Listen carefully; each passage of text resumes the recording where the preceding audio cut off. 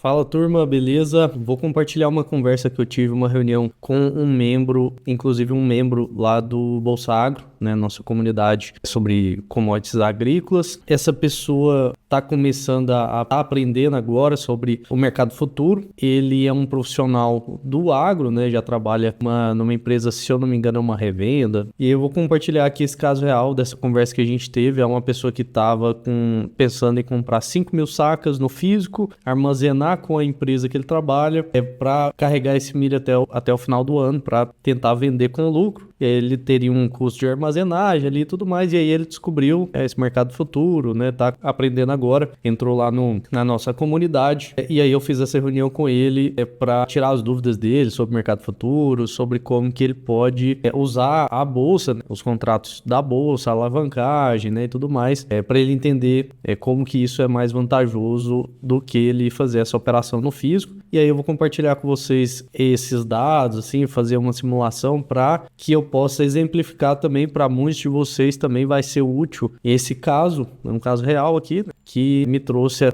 essa reflexão aí para passar para vocês também sobre essa comparação, né? Qual que é as vantagens de se fazer esse tipo de operação de especulação, no caso do preço da saca de milho, na bolsa, para ter o ganho com a alta. Eu vou compartilhar minha tela aqui com vocês e vou abrir um Excel. Eu estava olhando aqui, acabei de colocar inclusive uma ordem de compra a 6715 lá no CCMX, que está caindo bem hoje, né? E também caiu ontem. Então eu estava dando uma olhada aqui na LTB, aqui na linha de tendência de baixa aqui dessa tendênciazinha que teve de queda aqui nos últimos meses aí. E agora o milho rompeu lá, né? Voltou a subir, chegou no patamar, testou novamente. Eu até mandei esse print aqui, inclusive lá no Bolsa Agro, né? Falei, ó, o milho tá testando novamente aquela resistência que teve lá no meio de maio, né? Lá no meio de maio, que foi aqui, ó. Então ele testou aqui novamente, agora tá corrigindo, e acredito que se ele chegar aqui nessa região aqui de 67,15, né? Eu não gosto de colocar muito abaixo, porque senão não dá oportunidade, às vezes ele volta antes aqui, né? O mercado antecipa. Então eu já coloquei uma ordem aqui a 67,15, que aí fica um preço bom. Também não tô tentando acertar o olho da mosca, eu já tô comprado em um contrato, queria comprar mais um, então eu coloquei essa ordem a mais. Acabei de colocar, inclusive, acabei de mandar mensagem no grupo aqui. Eu tenho uma outra reunião agora às 16 horas, já mandei a ordem aqui, tô gravando esse vídeo aqui para vocês, e aí vou fazer a reunião agora às 16, mas vamos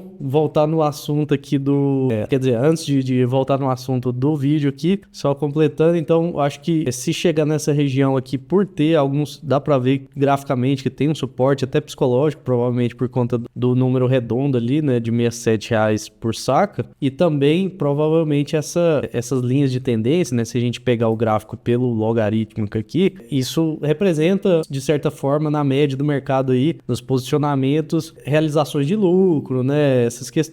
Tem muita gente que opera também por fatores técnicos, né? Então tem muita gente que tem essa LTB traçada no gráfico. Então a hora que bater aqui nessa região, tanto por esse suporte anterior aqui, lá no 67 ali, né, que teve lá em maio, quanto também talvez isso aqui vai gerando aquelas formações, né, de ombro, cabeça, ombro e tal, invertida aqui. Quem me conhece e acompanha pela comunidade, eu não opero por análise técnica, né? Eu já estudei muita análise técnica, mas eu opero por fundamentos, né, acompanhando os analistas e etc. Mas eu observo a análise técnica porque às vezes ela dá um time ali de compra e venda para entrada e saída nas operações, mas eu não fico posicionado no mercado apenas por fatores técnicos, porque teve um cruzamento de média móvel, alguma coisa do tipo. Às vezes, inclusive, cruzamento de média móvel é um ótimo sinal para acompanhamento de tendência, né? Para operações seguidores de tendência. Quem utiliza aí, não acho uma estratégia ruim, né? Ela dá um pouco de objetividade, mas eu particularmente não vou me posicionar só porque teve um cruzamento de linha de média móvel, mas eu posso usar um cruzamento de média móvel para um determinado vencimento para pegar o timing ali que eu vou comprar ou vender o contrato. Então beleza, mas sair aqui um pouco do assunto, mas só para compartilhar com vocês sobre essa operação e sobre esses raciocínios, mas eu vou colocar aqui o Excel na tela para a gente falar sobre essa conversa que eu tive com um membro lá do Bolsa Agro. Ele, como eu mencionei, o objetivo dele ele tem, se eu não me engano, R$300 mil de colocar aqui 300 mil e ele iria comprar 5 mil sacas. Vamos fazer a conta aqui. 300 mil dividido por 5 mil sacas. Então ele estaria comprando aí num preço de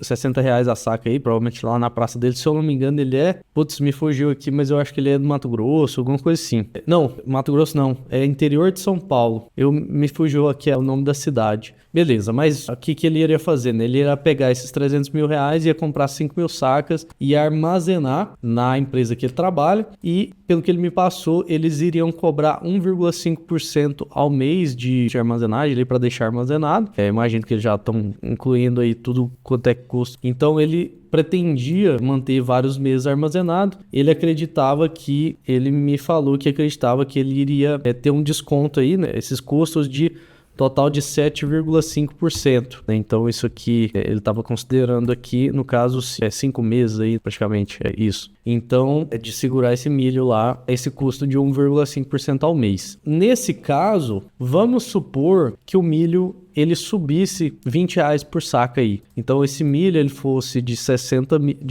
reais a saca para 80 reais a saca. Só para a gente fazer uma simulação. Então se eu colocar aqui 80 e considerando as 5 mil sacas, então se subisse esses 20 reais por saca, se a gente multiplicar 5 mil sacas por 80 reais, está falando de 400 mil reais, ou seja, ele teria um ganho aí de 100 mil reais, certo? Ele teria esse ganho de 100 mil reais, então eu vou colocar aqui ó, esse menos esse aqui seria o ganho dele, o ganho bruto, né? Porque ele teria o desconto desses 7,5%. Aqui eu estou fazendo uma conta simples, então ele teria esse desconto aí de 7.500 praticamente. Então sobraria mais ou menos aí R$ 92.500 para ele, certo? Então esse aqui seria o ganho dele na operação, no caso desse cenário aí de alta de 20 reais por saca. Na bolsa, como que seria essa operação, né? O que a gente comentou, ele estava pensando, ele viu lá a chamada de margem por contrato, então ele estava pensando em fazer o seguinte, pegar os 300 mil e comprar 100 mil sacas de milho. Mas aí eu falei para ele, cara, é muito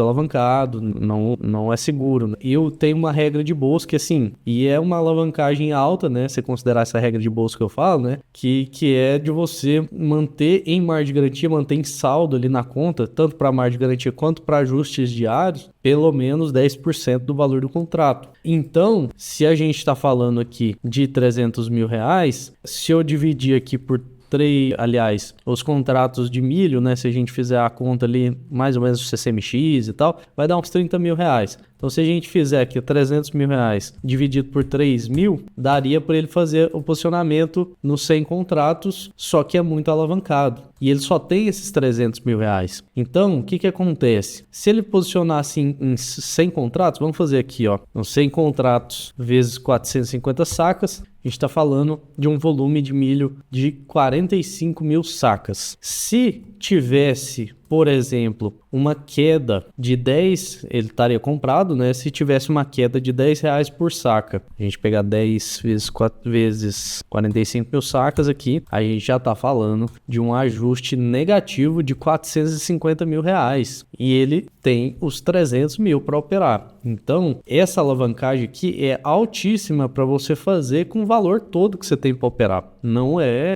adequado, é muito excessivo, né, essa alavancagem. O que eu sugiro fazer de operação, usar essa regra de bolsa dos 10%, ou seja, da alavancagem de 10 vezes, para caso, por exemplo, igual eu tenho uma conta lá no BTG lá que eu opero, que eu deixo nessa conta lá em torno de 10 mil reais, só que desses 10 mil reais eu entro comprado às vezes em 2 contratos, né? E esse não é toda a minha carteira de investimentos, todo o meu patrimônio, obviamente. Então é só um valor ali que eu separo só para ficar operando as commodities ali, conforme eu vou ganhando dinheiro, eu vou retirando dessa conta e vou passando para minha conta de investimentos, né? Então uma alavancagem segura, pensando que os 300 mil seria todo o valor que ele tem para operar ali, que ele vai destinar para essas operações, e é um valor alto, né? É lógico que eu não levei em consideração essa questão do patrimônio dele e tudo mais, porque a gente nem não entrou nessas nuances na conversa ali. Ele me falou apenas essa questão dos 300 mil e tal.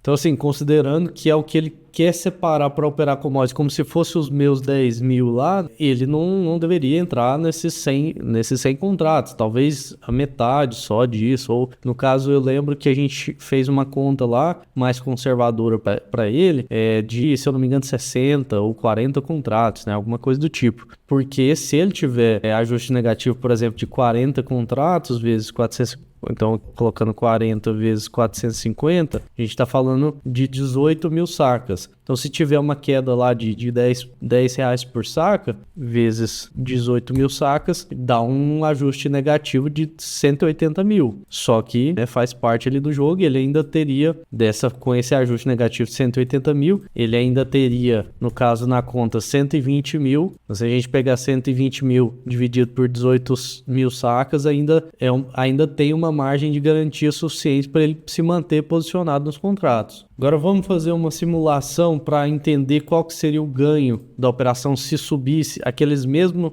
20 reais por saca, no caso se ele fizesse essa operação pela bolsa. Vamos considerar que ele faça a metade do que ele estava pensando lá dos 100 contratos, fizesse apenas 50 contratos. Então, se ele fizesse 50 contratos, 50 vezes 450 sacas, a gente está falando de 22.500 sacas. Na bolsa, para ele comprar esses 50 contratos, ele vai ter um custo de corretagem em torno de 30 reais por contrato, né, no autoatendimento, ali se ele enviar as ordens pelo home broker, vezes 50 contratos.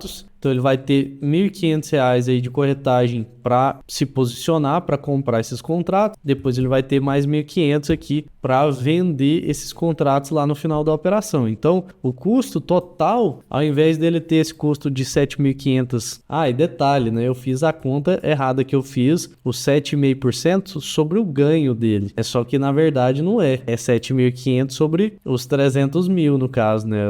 É sobre todo o valor que ele deixou armazenado lá de milho. Então, ao invés de ser esse valor aqui, vai ser 7,5 vezes 300 mil. Então, aqui no caso, corrigindo a conta aqui, ele teria um custo com a empresa dele de R$ 22.500, que tiraria ali do ganho bruto dele e sobraria apenas 77.500. Agora, na bolsa, o único custo que ele vai ter é a corretagem. Aí tem as taxinhas da bolsa lá, que é centavinhos, né? Mas aqui considerando os custos maiores, que são de corretagem, entrada e saída, o total vai ser de R$3.000, ao invés de ser os 22.500. Então eu vou colocar aqui, R$3.000 em uma célula só, para depois a gente fazer a conta aqui. E aí, então ele estaria posicionado, ele ia gastar R$3.000 para entrar e sair de 50 contratos, que daria para ele uma exposição a 22.500 sacas. Se caso na bolsa também, da mesma forma, subir os R$20 por saca, a gente está falando de R$20 por saca sobre 22.500 sacas, e não só sobre as 5.000 sacas. Então, o ganho dele seria de R$450 mil. Então, R$450 mil mais o valor que ele já tinha na conta de 300 mil. Então, somando o que ele tinha na conta, mais o ganho que ele teria com essa alta de R$20 por saca, recebendo esse valor sobre 22.500 sacas, já vai somar um total de R$750 mil. E aí, disso aqui, você vai tirar apenas o custo da bolsa lá, que é os R$3.000. E aí, sobraria para ele, líquido, no final da operação, R$747 mil na conta. Então, ao invés dele pegar os R$300 mil lá no físico, comprar 5.000 sacas, que é o que ele conseguiria comprar, sobraria com R$400 mil, menos os custos, sobraria para ele esses R$377.500 aqui, mais ou menos. No caso da bolsa, sobraria para ele R$747 mil. E é lógico aqui que no físico ele não teria a alavancagem. Então, a alavancagem, ela funciona tanto para alta quanto para queda. Aqui a gente está considerando no caso do cenário de alta. Mas se tivesse o cenário de queda, ele perderia muito mais na bolsa do que fazendo a operação no físico, de forma alavancada. É lógico que ele pode também fazer na bolsa as mesmas 5.000 sacas, com os R$300 mil. Inclusive, se ele fizesse sem alavancagem na bolsa, os custos seriam menores, ele não pagaria os 7,5%, lá na bolsa ele teria apenas a corretagem que seria muito menor do que os R$3.000, e também ele poderia deixar todo esse dinheiro enquanto ele faz a operação através dos contratos futuros de milho, ele pode deixar esse capital aplicado no CDI, em Tesouro Selic, ele rendendo 15% ao ano e usando esses investimentos como garantia para ficar posicionado nos contratos de milho. Então, mesmo se ele fizesse sem alavancagem, ainda é muito mais vantajoso, né, na bolsa do que fazer essa operação no físico. A questão da alavancagem é algo a mais que a bolsa oferece, que você vai tomar mais risco, mas os seus resultados, se for bem sucedida a operação, também vão ser muito maiores. Então, se você está entrando agora no Bolsa Agro, se você está conhecendo esse mercado também pelo YouTube, saiba que lá na nossa comunidade Bolsa Agro e aqui na descrição do vídeo tem o link para o meu mini curso de contratos futuros, onde eu ensino como que opera esses contratos lá na Bolsa, seja com alavancagem ou sem alavancagem, como você preferir. Se você ainda não fez, esse mini curso eles são apenas 5 aulas. Aí talvez você esteja pensando aí, não, Lucas, mas eu não tenho tempo para ficar assistindo a aula. E é verdade, eu sei disso. E é por isso que eu formatei o mini curso dessa forma aqui. Você pode ver que são apenas 5 aulas, o mini curso, e todas elas, olha só, são aqui é uma aula de praticamente 10 minutos, a outra é 12:47, a outra é 23 minutos praticamente, 13 minutos e 15 minutos, 16 minutos praticamente. Então, o mini curso você consegue assistir ele em uma tacada só, em menos de 1 hora, e você já consegue concluir essas 5 aulas e já tá com a conta aberta, sabendo como é que funciona os mecanismos dos contratos futuros e sabendo como usar o home broker, como negociar os seus contratos do seu celular, no seu aplicativo. Então é bem simples e direto ao ponto, feito para você realmente que não tem tempo. Você que já trabalha no agro, é produtor rural. Então, se você se interessou em fazer um mini curso, o link vai estar aqui na descrição do vídeo e também está lá na descrição da comunidade Bolsa Agro. Beleza? Espero que esse conteúdo tenha trazido ainda mais esclarecimento para você sobre o mercado futuro, sobre as vantagens de operar no mercado futuro do que no físico, e te vejo no próximo vídeo. Até mais!